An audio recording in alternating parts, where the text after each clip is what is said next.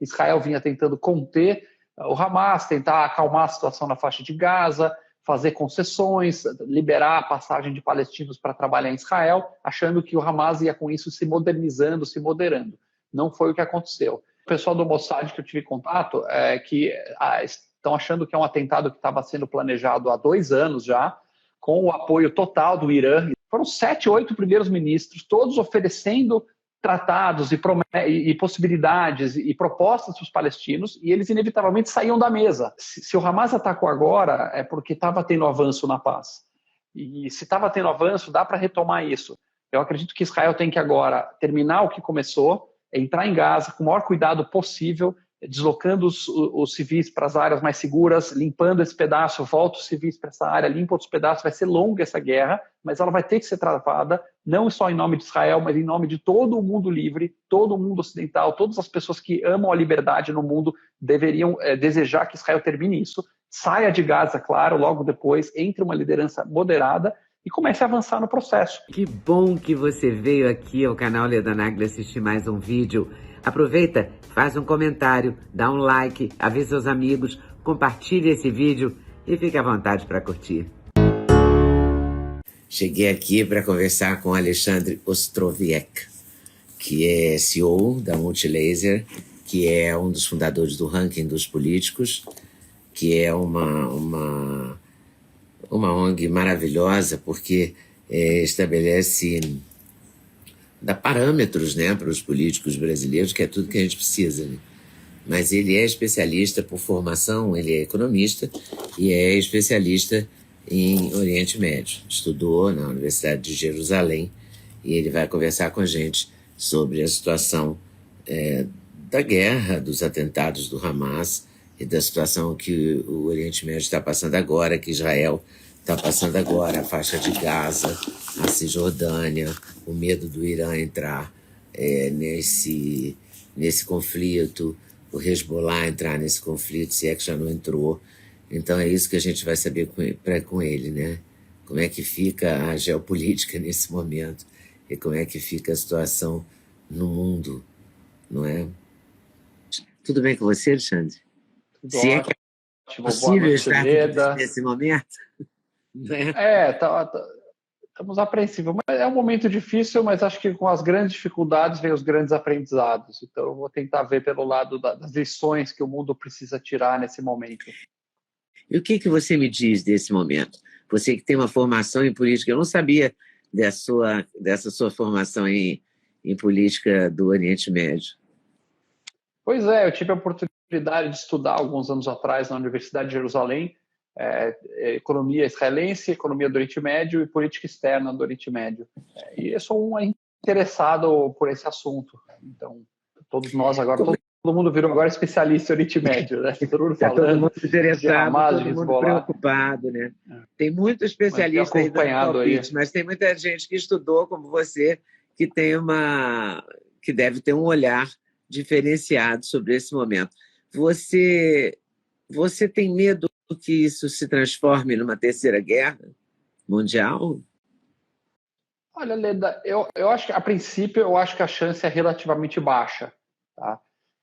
Por enquanto, os atores que estão diretamente envolvidos, obviamente Israel e Hamas do outro lado, Hezbollah naquela posição, aí, Hezbollah como o grupo terrorista que está ao norte de Israel, todo mundo está acompanhando no Líbano, patrocinado pelo Irã, mandando os foguetes, decidindo se vai escalar ou não. O Irã, que tradicionalmente, quer dizer, ele é o patrono desses grupos terroristas todos, não só o Hamas em Gaza, mas também o Hezbollah, mas também os Houthis lá no Iêmen. Mas o Irã não tem uma tradição de entrar diretamente nas guerras, ele tem uma tradição mais de pagar para os outros fazerem as guerras por eles. Então tem mais cara de um conflito localizado por enquanto do que um conflito global. As declarações da China recentes foram bastante animadoras no sentido de que reconheceu o direito de Israel de se defender. Então, acho que a chance é baixa de ter uma escalada gigantesca como essa, felizmente. Mas foi um ataque muito perverso, muito cruel, né? As máscaras caíram, na minha opinião, o mundo ocidental ele está caindo. Vamos falar o seguinte, Leda, existem dois círculos de guerra. Existe uma guerra menor, que é a guerra entre Hamas e Israel nesse momento, um movimento terrorista tentando destruir e matar outro. Israel vinha tentando conter o Hamas, tentar acalmar a situação na faixa de Gaza, fazer concessões, liberar a passagem de palestinos para trabalhar em Israel, achando que o Hamas ia com isso se modernizando, se moderando. Não foi o que aconteceu. Mas existe uma guerra mais ampla, na minha opinião, que é a guerra do Ocidente, o mundo livre, o mundo das democracias ocidentais, com os valores modernos, versus a barbárie, patrocinada por diversos grupos aí que querem levar a gente para uma situação muito ruim. E essas máscaras estão caindo. O pessoal que foram grupos muito histéricos aí da extrema esquerda, que ficam repetindo a ladainha de que o Hamas é um movimento de libertação e tal, todo mundo está percebendo que o Hamas é igual ao Estado Islâmico, é igual ao Al-Qaeda. São movimentos de destruição, né, como movimentos nihilistas. Nihilista é a palavra de que não vê significado em nada, que é só devastação. E que é a devastação do Ocidente. Né? Israel é, claro, a linha de frente. Ao contrário dos Estados Unidos, por exemplo, ou o Canadá, ou felizmente nós no Brasil, nós não estamos encravados lá no meio do Oriente Médio. E Israel está. Então, Israel seria o primeiro baluarte, o primeiro lugar a cair. Mas você vê o que está acontecendo na Europa, com o radicalismo islâmico indo para lá, com uma série de problemas. O próprio europeu está se questionando. Caramba, o que a gente fez? Né? Nós abrimos nossas portas para milhões de pessoas que não têm valores diametralmente opostos dos nossos. Claro que a enorme maioria são pessoas pacíficas, pessoas moderadas, mas existem muitos radicais na Europa também que querem destruir os valores ocidentais. Recentemente no Irã, nós vimos a morte de uma garota que foi presa no metrô de Teherã, porque ela estava sem o véu lá que é exigido de usar, espancada pela polícia religiosa iraniana. Existem países, existem regiões que têm o seu jeito de funcionar diametralmente opostos aos valores humanos, né, humanitários. Mulheres são propriedade dos homens, você tem poligamia, você tem lá todo tipo de abuso contra homossexuais, morte de homossexuais. Então, isso é o contrário dos valores ocidentais de liberdade, de igualdade perante a lei. E isso está crescendo. Muita gente está percebendo isso. O Hamas é simplesmente um braço disso, que no caso está lá contra Israel. Existe uma camada, claro, de conflito árabe-israelense, que sim tem que se discutir, mas o Hamas não é um movimento que quer criar um Estado palestino ao lado de Israel para viver em paz. Pois é, isso o Hamas é que é o que choca mais. Né? Eu acho que o que mais choca é que o Hamas não quer criar um Estado palestino, porque senão já tinha criado. Né? Com tanto dinheiro que ele já recebeu, em vez de construir tanto túnel, eles tinham construído um Estado. Imagina, veja bem, o Hamas em 2005, Israel se retira da faixa de Gaza e fala assim, quer saber? Palestinos, toquem seu destino, não vamos mais ficar aqui, tirou todos os soldados, tirou 8 mil israelenses que moravam lá, a pegar os caras esperneando à força. Tem imagens fortes dos soldados israelenses entrando na casa de judeus em Gaza, arrastando eles para fora de Gaza e arrastando para fora das suas casas para deixar aquilo 100% para os palestinos. Então, há 17 anos, não tem um soldado israelense em Gaza, não tem 1 milímetro de ocupação. No ano seguinte, 2006, o Hamas vence a eleição, e 2007 dá um golpe e mata e expulsa os seus rivais políticos. O Hamas podia falar, olha, quer saber, vamos fazer aqui um país modelo, vamos colocar aqui escolas e hospitais e vamos fazer uma Singapura do Oriente Médio, com tudo de ajuda humanitária que eles receberam do Catar, dos Estados Unidos, da comunidade internacional, da ONU. Ninguém recebeu tanta ajuda humanitária quanto o povo palestino, por pessoa, né, per capita. E não fizeram nada disso, como a gente sabe bem. O Hamas tem vídeos que eles arrancam todo o encanamento da faixa de Gaza, eles cavando túneis e arrancando os canos que era para ser para a água dos palestinos para fabricar foguete. E não sou eu que estou falando isso, existem vídeos de propaganda do Hamas se gabando de fazer isso, e cavando uma rede de centenas de quilômetros de túneis debaixo de Gaza com o cimento que era para ser usado para as escolas. Então eles optaram por isso na tentativa de fazer o que está escrito na carta de fundação deles. Está escrito lá bem claro que o objetivo deles é a destruição completa do Estado de Israel. Oi, pessoal. Passei aqui para dar uma dica. Sabe de quê? Do meu sexteto preferido. Vou te contar qual é. Começa com ômega 3, super fundamental. Magnésio, rei da saúde. Coenzima Q10 faz muito bem para o seu coração. Vitamina K2 com vitamina D3, uma combinação poderosíssima. E a querida cúrcuma, que ajuda nas dores articulares, ajuda a regenerar as suas articulações. Vem junto? O link está na descrição. Tem cupom LEDA5 que te dá desconto. Você não pode perder essa, de jeito nenhum. E todos os atos demonstram isso, né? Quando você faz um QG debaixo de um hospital, você quer o quê? Né? Você tem como objetivo, não é proteger o povo da Palestina. Isso é muito triste também, né? Por outro lado. Para os palestinos, deve ser muito triste, né? E eu, por exemplo, eu me considero uma pessoa que apoia, claro, o direito de Israel existir em paz, e eu sou apoiador do direito dos palestinos de ter seu país. Eu sou pró-palestino. Então, o pessoal fala, você está com Israel ou com Palestina? Eu estou a favor da vida, estou a favor de ter dois países, dos palestinos terem dignidade. Agora, você tem que ter dignidade num processo de paz. Se você tem duas pessoas e uma fala que o objetivo da vida dela é assassinar o vizinho, você não consegue fazer a paz. Você faz a paz com quem está disposto a conviver.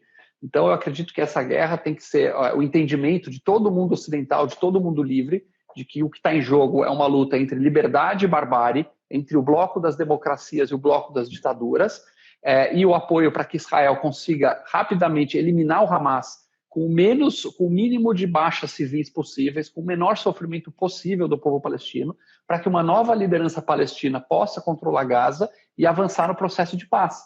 Que esse é o objetivo de todo mundo. Israel não tem o menor interesse em ficar em Gaza. Israel saiu de Gaza, tentou entregar Gaza para o Egito não quis. Pois é, ninguém tentou entregar tem Gaza para os interesse em palestinos. Gaza, né? O Egito também não se interessou. O Egito não se interessou porque sabia o abacaxi. Lembrando que houve uma série de guerras no começo da história de Israel, quando os países árabes vizinhos não aceitavam a existência de Israel. Eles atacaram Israel em 48, houve uma guerra em 56, houve uma guerra em 67, houve uma guerra em 73, e depois de 73, a tal da guerra do Yom Kippur, Israel vence essa guerra e finalmente o Egito decide fazer a paz com Israel. Eles falam, quer saber, depois 5 vezes aqui nós não conseguimos destruir Israel, vamos fazer a paz. Nesse momento, Israel aceita fazer a paz, devolve para o Egito todo o território que Israel conquistou, que era a Península do Sinai, né, um território gigantesco. Aliás, a Península do Sinai é 2 vezes maior do que todo o território de Israel. Então, imagina o seguinte, que um país entrega 2/3 do seu território para o outro para poder fazer a paz. Israel fez isso e aproveitou e falou, olha, já que você está levando a Península do Sinai, já fica com Gaza também. O Egito não quis. Então, Israel se viu obrigado a administrar aquela região, com seus erros. Claro, Israel comete uma série de erros, como todo o país, porém, não, chegamos à situação atual. E o erro atual da segurança de Israel, você acha que foi um erro? Porque foi um atentado muito planejado, né, Alexandre? Eles devem ter planejado isso por muitos meses, né? Porque foi muito preciso, foi cirúrgico, né? Destroem os muros, atacam pelo ar, atacam a festa, não é? O que estão falando, o pessoal do Mossad que eu tive contato, que estão achando que é um atentado que estava sendo planejado há 2 anos já, com o apoio total do Irã. Existem filmagens de reuniões de oficiais do Irã, como o vice-general do Irã, com membros do Hamas, com membros do Hezbollah. Eles estavam coordenando isso há 2 anos. Não se sabem nos detalhes de como foi esse furo da defesa de Israel, porque Israel estava esperando. Essa é uma das características da guerra, né? A guerra, ela costuma ter a guerra direta, que você vai lá e ataca de frente, e tem a guerra indireta, que você pensa em algum caminho alternativo. Então, Israel estava esperando mísseis, que o Hamas sempre lançou, que é uma forma de guerra indireta, você lança mísseis sem atacar frontalmente. A guerra indireta pelos túneis, que Israel estava se preparando e lutando contra os túneis, né? O Hamas cava muitos túneis em Gaza, mas também cavava muitos túneis na direção do território soberano israelense para poder sair em algum buraco lá e sequestrar israelenses. E Israel acabou se esquecendo da guerra direta. Então, falou, nós somos fortes, o Hamas está acostumado com guerra indireta, então talvez eles não vão vir direto arrebentando o muro e entrando aqui. Então, nesse momento, paradoxalmente, a guerra direta passou a ser indireta, porque era o que o Israel menos esperava. Claro que tinha câmeras, segurança, não se sabe exatamente o que aconteceu. Será que foi um ataque de cybersecurity? Será que teve tecnologia iraniana por trás? Ou tecnologia de um outro país? Vão ainda ter que investigar muito. Tecnologia da faixa de Gaza não foi, né? Dos palestinos não foi. Dificilmente foi tecnologia da faixa de Gaza. Agora, dizem que a liderança do Hamas está no Catar, né? Sim. Então, A liderança política do Hamas... muito dinheiro aí nessa história, né? O Catar, Leda, é diferente um pouco do Irã, tá? O Irã é um país fundamentalista islâmico que patrocina abertamente o terror. Ele patrocina os Houthis no Iêmen para lutar contra a Arábia Saudita, patrocina o Hezbollah, que é um grupo paramilitar que acabou dominando o cenário do Líbano, patrocina o Hamas, fornece armas. O Catar já se vê um pouco mais meio como uma Suíça. Eles se enxergam meio como a Suíça lá do Oriente Médio. Então, vamos ficar bem com todo mundo. Você tem lá as mansões onde moram os líderes do Hamas. Aliás, vão lembrar que a verdadeira liderança do Hamas não está em Gaza tomando bomba de Israel. Altos líderes, eles estão nas suas mansões no Catar, nos seus escritórios, em Teherã, em Damasco, confortáveis lá com seus milhões de dólares, mandando os soldados morrerem em nome da causa, da tal da causa. E a alta liderança do Hamas fica a poucos quilômetros da maior base militar americana, que também é no Catar. Então, os Estados Unidos têm, se não me engano, 7, 8 mil soldados no Catar, próximos onde está o Hamas, próximo onde está diversas representações. Mas isso não quer dizer que o Catar necessariamente apoia o terror. Tá? O Catar se vê meio que aquele cara que quer negociar com todo mundo, quer ser o campo neutro, onde todo mundo pode se falar. Mas é difícil ser neutro nessa situação, né, também. Você acha que um possível acordo com a Arábia Saudita também motivou esses atentados? Eu não tenho dúvida que isso foi um fator muito importante, Leda, porque vamos lembrar que Israel, ao longo dos últimos 70 anos de história, vem lutando por um acordo de paz. É um sonho israelense, né? Já morei lá, tenho muitos amigos, parentes israelenses. Nunca ouvi um israelense na minha vida que não expresse um grande desejo de um dia viver em paz. Puxa, como será bom o dia que a gente puder viver em paz, que não vai ter mais guerra, que a gente vai poder estar tranquilo com os vizinhos. No ano de 79, se não me engano, 78, ou 77, agora, desculpa, me perdi. 77, 79 foi assinado o primeiro acordo com o presidente do Egito, Anwar Sadat, depois daquela guerra que eu mencionei, que foi Yom Kippur, em 73. Assinou-se um acordo com o Egito, depois 94 com a Jordânia, aí começam as negociações com palestinos mais próximos, acordos de Oslo, etc., e começa a caminhar que pode ter uma chance de paz. Então, nesse momento, a estratégia israelense era: vamos resolver o problema com os palestinos, que aí, claramente, o resto do mundo árabe, quando não tiver mais briga com os palestinos, vai também fazer a paz. Só que isso não foi possível. A gente viu inúmeras ofertas de primeiros ministros israelenses, né? Rabin tentou fazer a paz, não conseguiu. Shimon Peres tentou fazer a paz. Arafat, Ehud Barak, com Arafat, com o Mahmoud Abbas. Então, o Shimon Peres, o Ehud Barak, o Ehud Olmert, o próprio Bibi lá na época anterior, o Sharon, foram 7, 8 primeiros ministros, todos oferecendo tratados e possibilidades e propostas para os palestinos, e eles inevitavelmente saíam da mesa. Não está bom, isso eu não quero, também não quero, também não quero. Foi 20 anos de histórico assim, e respondiam a Israel, sempre que estava tendo um avanço de paz, com ondas de atentados suicidas. Quem for aqui lembrar das explosões nos cafés israelenses, né? A pizzaria explodia, matava 20 pessoas, uma discoteca explodia, atentados suicidas, especialmente de grupos islâmicos, como o próprio Hamas. Então Israel mudou a estratégia, falou: olha, já que não dá para fazer a paz com os palestinos, vamos manter a situação como está, vamos tentar acalmar o máximo possível aqui, diminuir a tensão e fazer a paz com os vizinhos árabes. E assim foi que, sob a orientação do presidente Trump na gestão anterior, eles conseguiram assinar os históricos acordos de Abraão. Acordos maravilhosos, em que Israel foi de 2 para 6 países árabes com um tratado de paz. Assinou a paz com o Marrocos, com o Sudão, com o Bahrein, com os Emirados Árabes, e estava caminhando para assinar o tratado de paz com o mais importante, né? A maior população é Egito, mas o mais importante é a Arábia Saudita, que é o país símbolo do Islã, o país com as cidades mais sagradas, o país mais influente. Então, se Israel assina um acordo com a Arábia Saudita, Isso é um terremoto positivo para a região. Vai todo mundo começar a pressionar para ter a paz com os palestinos e vai isolar os radicais. Então o Irã se sentiu acuado. Caramba, eu vou ser isolado, esse movimento aí da paz, movimento da modernidade vai me deixar, digamos assim, na rabeira da história. Então, é praticamente certo que esse momento, esse caldo, gerou a oportunidade para o Hamas atacar. O Hamas nunca ataca quando a situação está azeda. O Hamas ataca quando a paz começa a avançar, porque eles não querem que tenha tratado de paz. Porque eles não querem a paz. Que coisa maluca isso, né?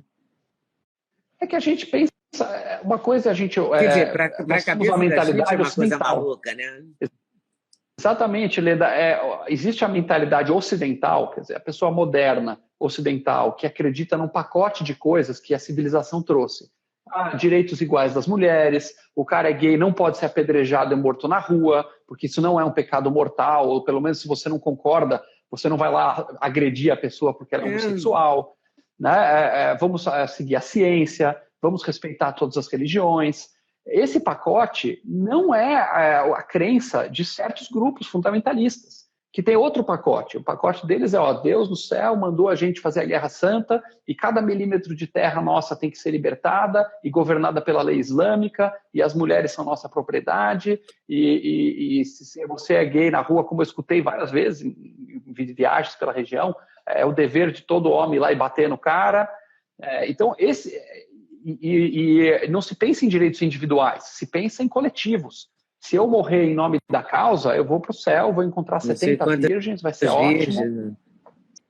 72 virgens e tal, e vai ser ótimo, e a minha família vai ser, eu vou virar herói, vai ter fotos minhas pela rua, a minha família vai receber bolo e doces dos vizinhos, vai ser celebrado, e eu vou ganhar uma grana ainda.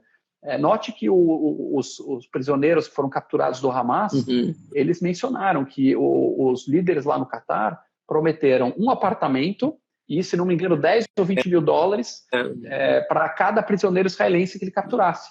Aí o cara vai lá, invadiu um kibutz israelense, fuzilou metade do kibutz, matou famílias inteiras, pegou criança de 5, 6 anos, levou para um porão escuro em Gaza. E hoje tem criança israelense debaixo da arma de um terrorista do Hamas. E o cara todo feliz achando que ele é herói. Sob as comemorações e celebrações de uma fatia da população palestina, que certamente está comemorando. Não todos, quero crer que não a maioria, mas muita gente lá está comemorando. Pois é, mas quando a gente pensa nos fundamentalistas, a gente vê a França, né, a Alemanha, na rua, com passeatas e faixas do rio ao mar.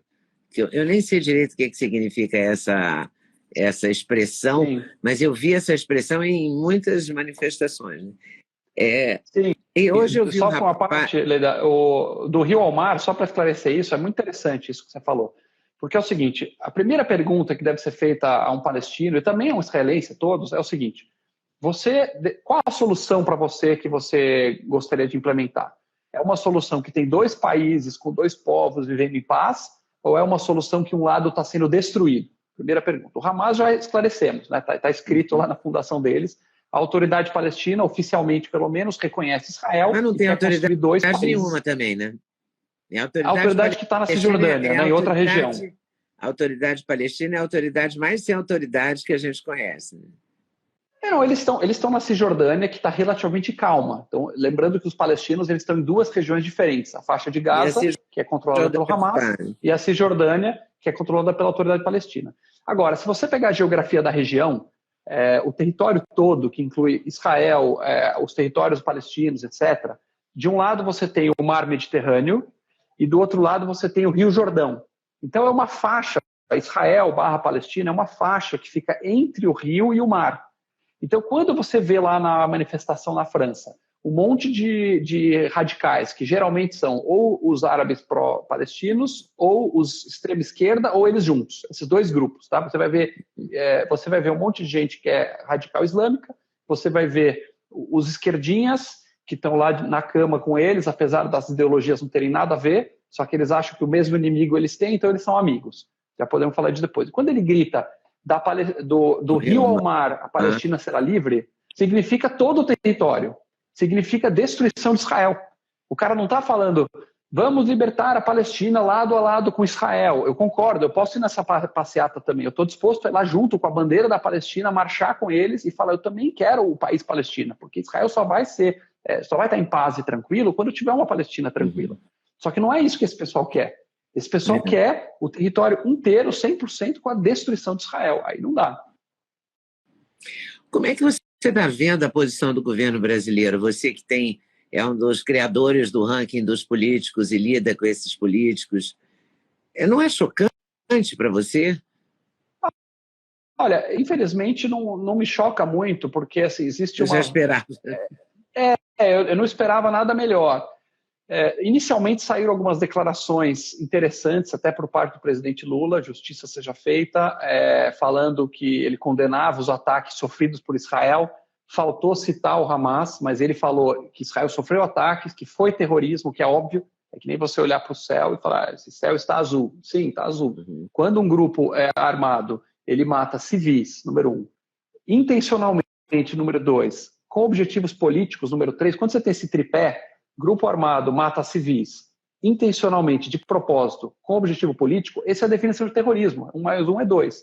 Então, se aplica totalmente o terrorismo. Então, Lula inicialmente aceitou isso, não citou o Hamas, e agora está um pouco naquele meio de campo da tradicional posição da esquerda de não condenar claramente, passar pano, criar uma equivalência moral que não existe entre aquele que foi atacado, aquele que foi deliberadamente alvejado, versus um exército de uma democracia que está tentando eliminar os terroristas, está tentando salvar os seus reféns, e que numa guerra pode acontecer a morte de civis. Infelizmente, essa guerra que foi iniciada pelo Hamas, planejada pelo Hamas, detonada pelo Hamas, ela vai gerar a morte do lado palestino também, porque eles estão lá misturados no meio da população. Sim, você não pode falar em proporcionalidade agora, né?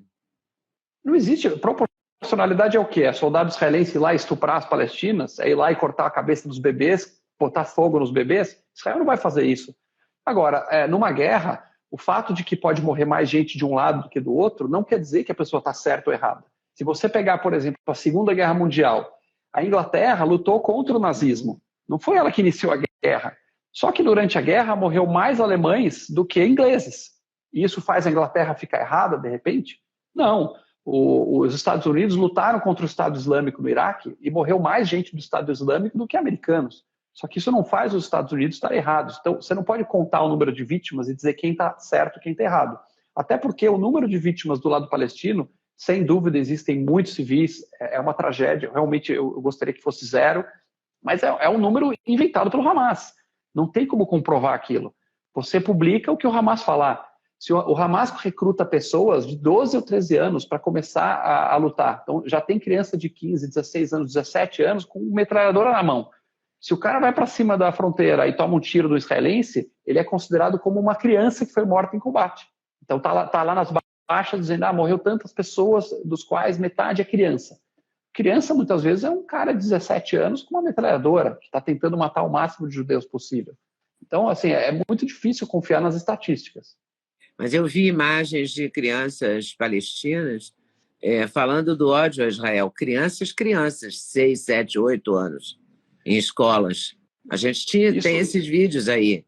Porque essa guerra ela tem uma outra característica também, uma característica mais forte que as outras. Ela tem a imagem, né? Tudo isso que a gente está falando tem imagem. Né? Eu entendo o público brasileiro que está assim, aqui meio leigo, o que é esse negócio de conflito, Israel e tal, e de repente vê uma imagem de uma criança morta. É devastadora. Imagina, anteontem, um menino de 8 anos de Israel, ele ia fazer aniversário, antes de ontem. Ele soltou um convite com um coraçãozinho, chamando os amigos. E o aniversário dele, ele está passando debaixo de um bunker em Gaza, debaixo de uma arma de um membro do Hamas. Ele está prisioneiro hoje. É terrível. Agora, existem as gerações, a educação para a guerra. Quer dizer, a Golda Meir, a primeira-ministra de Israel, nos anos 70, ela falava uma coisa interessante. Ela falava que a guerra vai acabar quando os árabes amarem seus filhos mais do que odeiam os nossos.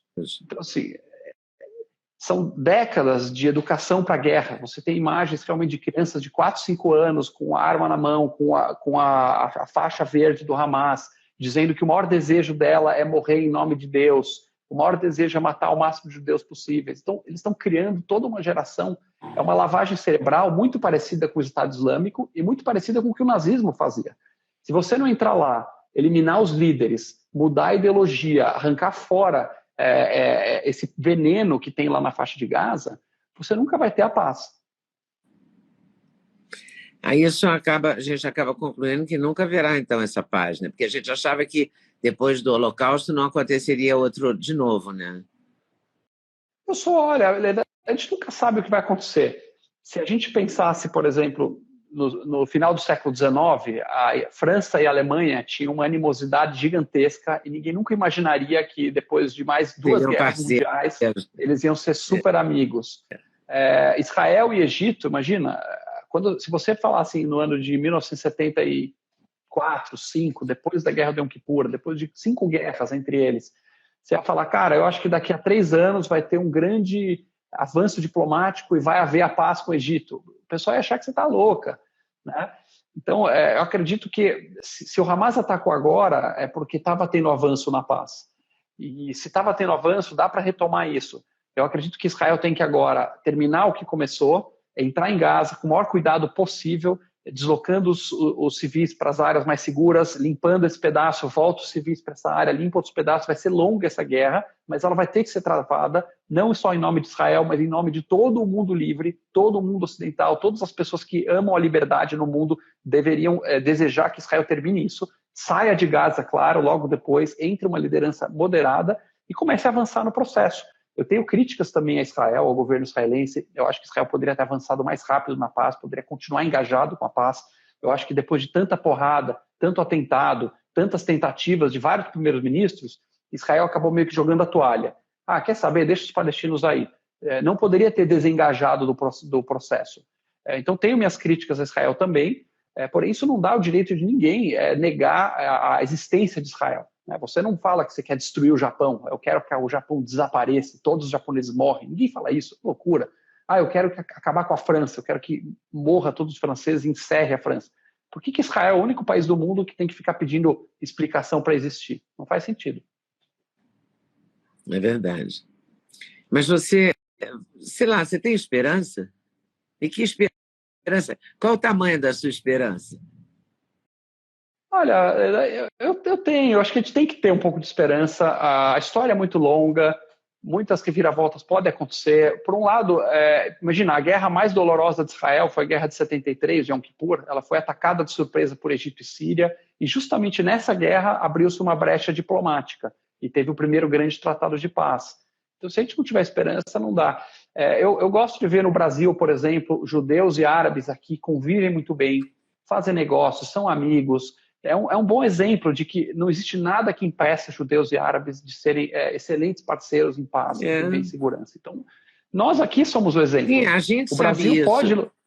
Mas quando a gente olha o Oriente Médio, parece que tem um povo num século e outro povo no outro século.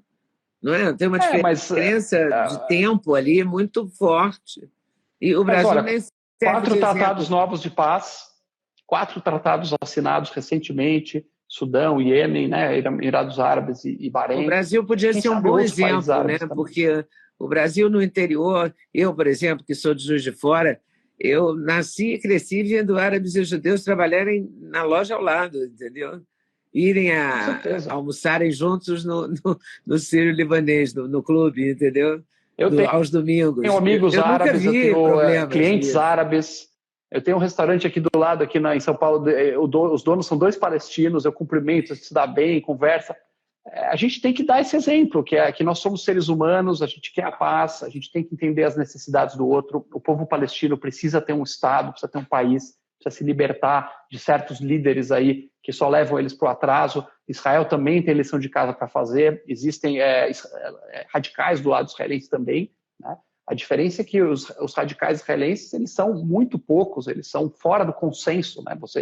Se o cara falar uma barbaridade de Israel, ele é escrachado pela opinião pública. Um cara que fizer um atentado ou fizer um assassinato contra palestinos, coisa que acontece, já aconteceu, o cara vai para a cadeia. A polícia israelense vai lá e prende o cara.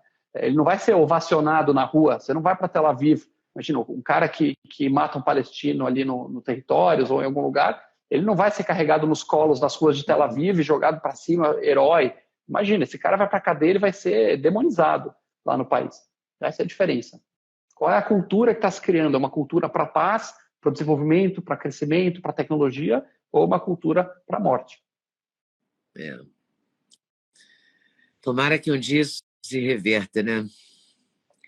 Tomara. Com certeza.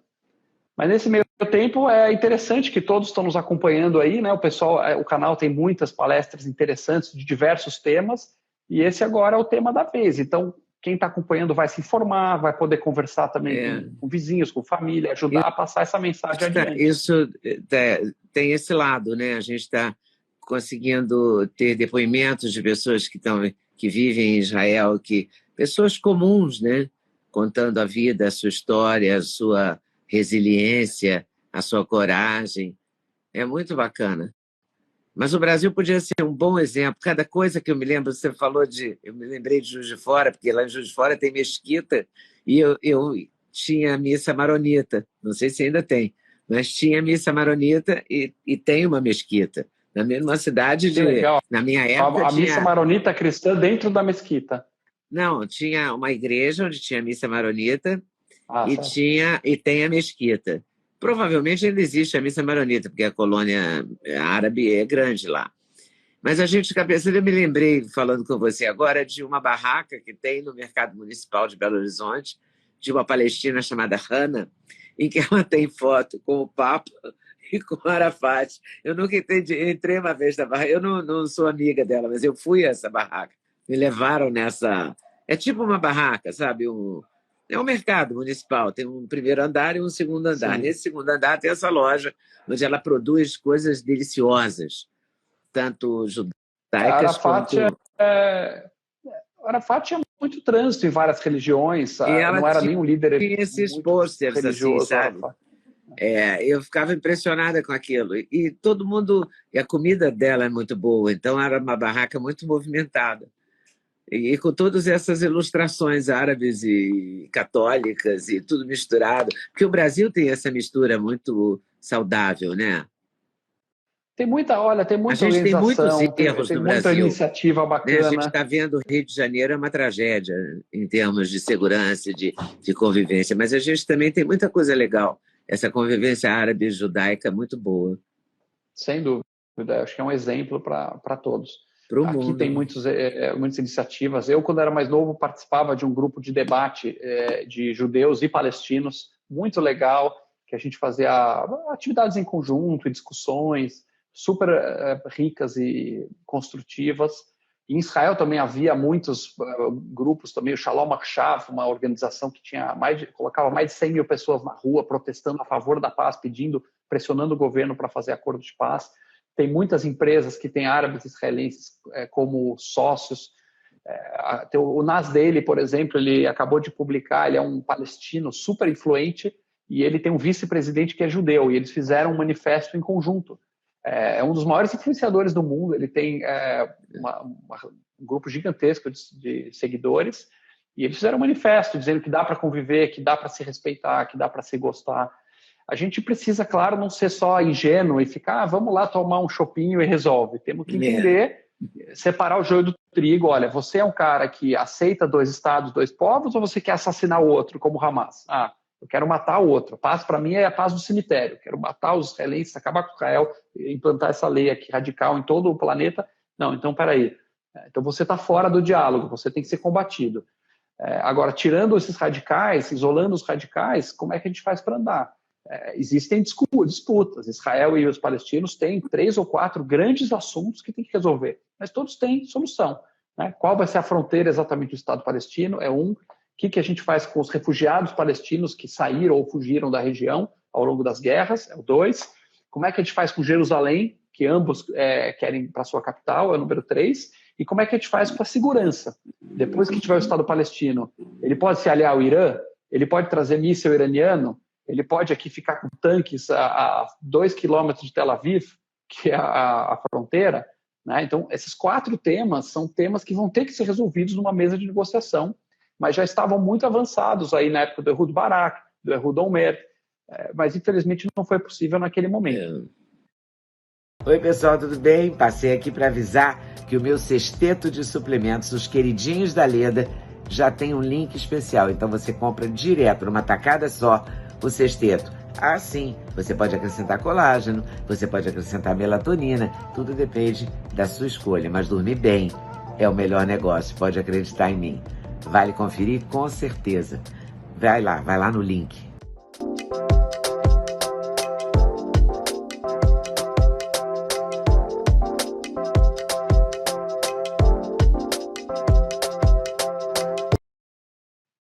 E é por isso que incomodou tanto aos radicais, né? Esse outro caminhar desse momento, né? Porque o que acontece? O Hamas, ele vende a ideia da guerra permanente. Então, por que ele existe? Ele existe para se perpetuar. Né? Se ele existe, se ele é forte, ele recebe dinheiro do Irã, do Catar, ele tem o controle da população palestina, eles se sentem importantes, e eles vendem essa ideia. Olha, guerra santa permanente, destruição total do nosso inimigo, vai ficar toda a terra para a gente, nós vamos acabar com esses israelenses aí tão odiados, vai ser tudo um paraíso maravilhoso. Então, ele está vendendo esse sonho. Se ele vê a paz avançando, ele vê uma outra narrativa vencendo. Ele vê ele se minguando, ele vê ele diminuindo. E o sonho dele minguando. Ele é insuportável. Então ele fala, cara, vamos planejar um ataque, vamos matar israelenses sem precedentes, com a maior violência possível, a maior brutalidade, vamos matar idosos, vamos sequestrar mulheres, vamos matar a mulher grávida, vamos queimar bebê e cortar o pescoço deles e carbonizar, barbarizar realmente pessoas civis. E aí a gente sabe que Israel vai contra-atacar, porque não tem jeito, e quando Israel contra-atacar, ele vai matar pessoas palestinas, civis palestinos, inevitavelmente, então isso vai para a capa dos jornais. Então nós vamos ter a simpatia da opinião pública mundial, ingênuos, que vão cair no conto do vigário deles, fazer o jogo deles. Eles vão ter a raiva do povo palestino, que para eles também interessa. Então eles vão matar israelense, legal, ponto para eles. Raiva no povo palestino, ponto para eles. Morte de civis, a mídia lá mostrando com câmeras, ponto para eles. Então eles só ganham. Com Muito certeza triste. Agora, Leda, o pessoal do Catar está feliz. Tá? O pessoal está sorrindo de alegria toda vez que Israel fizer um bombardeio e eventualmente matar civis palestinos, eles estão felizes. E eles são os maiores interessados que os civis não saiam da faixa de Gaza. Lembrando que Israel favorece corredores humanitários para Israel, avisa quando vai atacar em cada lugar para evitar a morte de civis, favorece a saída dos civis, fala, vai para essa região, aí depois vocês voltam. E quem segura os palestinos no lugar, que colocou carro de guerra no caminho, impediu os palestinos civis de sair, quem está mantendo os palestinos presos na sua casa é o Hamas. Porque eles querem que esse bombardeio acerte os caras para eles poderem ganhar esse tal do ponto de mídia. Eles querem essa lágrima de crocodilo aí, especialmente desse pessoal de extrema esquerda. E manter a narrativa. E aí vem o pessoal de extrema esquerda, começa a falar lá que Israel é colonial, que Israel é genocida, que Israel é isso, aquilo. Né? Começa a repetir aquelas palavras vazias, que se você olhar os fatos não tem pé nem cabeça, e acabam fazendo essa aliança meio maluca, né? Porque se você pegar a extrema esquerda, quem que eles gostam de defender? Os gays. Se um gay estiver andando na rua de Gaza, ele é morto. Os direitos das mulheres. Se você andar sem o véu no Irã, você é espancada pela polícia. Então, que aliança é essa? É simplesmente a gente não gosta dos Estados Unidos, a gente não gosta de capitalismo, a gente quer destruir a cultura ocidental e o Hamas também. Então, se os dois têm o mesmo inimigo, vamos ser amiguinho aqui. É assim que funciona. Né? Então, eles acabam fazendo uma aliança sem pé nem cabeça. Muito triste. Mas muito obrigada pela sua participação aqui, pelas suas palavras, pelo compartilhar o seu conhecimento. Valeu. Muito obrigado. Leda, obrigado a todos que estão assistindo aí. Obrigado por abrir o espaço. Valeu. Tá bom. Até a próxima. Até a próxima. Muito obrigada por ter assistido mais um vídeo no meu canal. Volte sempre. Aqui você sempre vai encontrar a pluralidade de ideias, ideologias diferentes, ideias diferentes, mas sempre alto nível de informação e de prestação de serviço. Eu espero você sempre aqui. Faça seu comentário, se inscreva no canal, dê seu like se você gostou e não deixe de voltar. Estou te esperando, com certeza, se Deus quiser.